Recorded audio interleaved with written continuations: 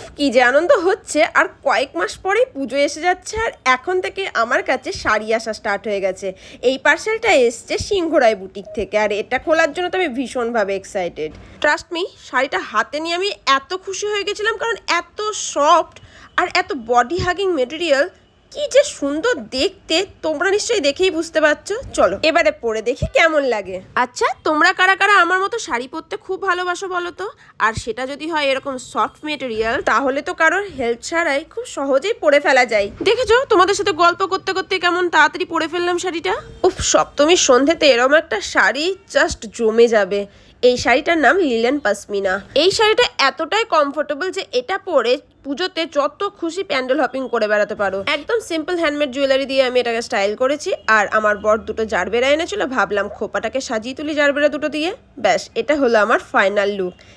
কিরম লাগছে শাড়িটা পরে আমাকে কিন্তু কমেন্ট বক্সে জানাতে একদম ভুলবে না। আচ্ছা, ঠিক করে দেখে বলো তো, সপ্তমীর সন্ধে কিংবা অষ্টমীর সন্ধে এই লুকটা চলবে তো?